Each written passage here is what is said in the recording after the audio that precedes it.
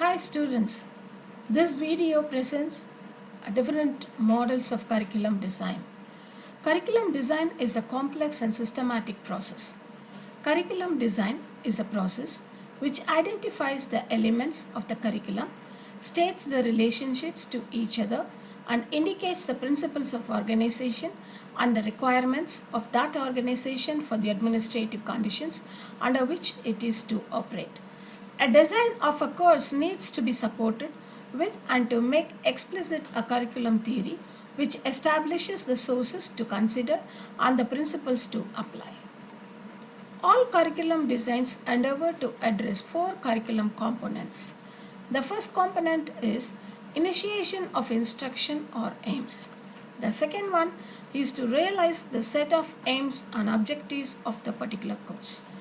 The third component is interconnection of target learning experiences. And the fourth one is actions to be taken to relate the instructional program, learners and teachers. Curriculum development is a planned, purposeful, progressive and systematic process to create positive improvements in the teaching learning process and the educational system. Every time there happens changes or developments around the world, and there is a need to update the curriculum to the needs of the society. This unit covers the following models of curriculum design: Taylor's model, Tabau's model, Wheeler's model, Freire's model, and Bruner's model. Taylor's model of curriculum design. Ralph Taylor developed this model in the year 1942. Taylor's model is often referred as the objective model. He was an American educator. He has been called by some as the father of educational evaluation and assessment. Originally, he wrote down his ideas in a book, Basic Principles of Curriculum and Instruction, for his students to give them an idea about principles to make a curriculum. Taylor's model is based on a program called 8-year study, which involves 30 secondary schools and 300 colleges and universities that addressed narrowness and rigidity in the high school curricula. This model is the most common model shaping curriculum and instructional design to the century. This model consists of four questions that Taylor identifies must be asked for an effective classroom instruction. The first question: what educational purposes does the school seek to attain? The educational purposes are to define appropriate learning objectives. The second question: how can learners experience to be selected which are likely to be useful in attaining these objectives? It is introduction of useful learning experiences. The third question: how can learning experiences be organized for effective instruction? It is to organize the learning experiences to maximize their effect. Question number 4. How can the effectiveness of learning experiences be evaluated? It is completely evaluating the process and revising the areas that were not effective. So, we are going to discuss about the objectives, content, method and evaluation. Objectives stating the aims and objectives of the program based on the respective philosophy of education. Content is selecting the subject matter to help students achieve the objectives. And the method is deciding on what method or what strategy to organize and present the contents. Evaluation is determining the method to measure the extent objectives are achieved. So let us go in detail about what are the objectives. The progressive emphasizes the importance of studying the child to find out what kinds of interests he has, what problems he encounters, what purposes he has in mind. The progressive sees this information as providing the basic source for selecting objectives. This is Denham 2002 reference. Objectives should be based on an analysis of the student as a learner, their contemporary life outside the school and the society, and opinion of specialists in the various subjects. The objectives identified need to be screened and reduced to a small number of highly important objectives, and it should be in line with the educational philosophy, goals, aims, and the philosophy of the learner and learning.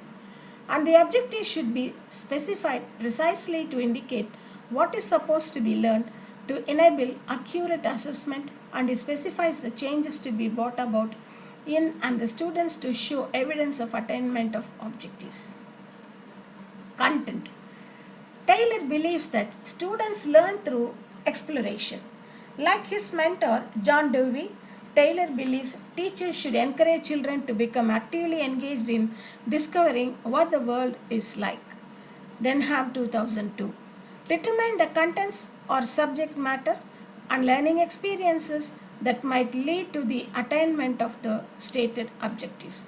Selection of subject matter should be relevant, adequate, balanced in terms of breadth and depth, and it should have the amount and the depth of coverage, and a sequence of hierarchy should be followed from simple to the progression of complexity or difficulty. Method. Central to Taylor's model is effectively organizing the learner's activities. Students need concrete experiences to which the readings are meaningfully connected. Three major criteria are required in building organized learning experiences. The first one is continuity, sequence, and integration. Denham 2002. Once the contents are selected, it should be organized based on the following principle: the principle of continuity, the principle of sequence, and the principle of integration. What is principle of continuity? Important objectives need to be continuously repeated many times and in different ways so that they are learned thoroughly by the students. The principle of sequence is learning experience should build on one another according to proper sequence or order and taking students more deeply into the subject each time.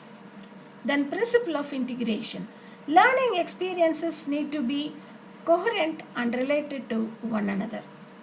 So, decide on the method of implementing the curriculum through the process of lecture, discussion, experiment, demonstration, role play, forum, debate, field trip or field work, presentation, and using different technologies in the classroom, class project, storytelling, and so on. Evaluation. Determine the method to measure whether the curriculum is achieving the desired objectives or results using a variety of methods like tests, quizzes, questionnaires, records, etc. It involves an appraisal of the students' actual behavior. It should be carried out at several different times to secure evidence of the permanence of the learning achieved. Results should be used to indicate strengths and weaknesses of the program. The ability of students' understanding is based on the evaluation. It has to be planned for further revision. So, thank you for watching my video of Ralph Winfred Taylor's model of curriculum design. I hope this video will be very useful for your curriculum development course. Thank you.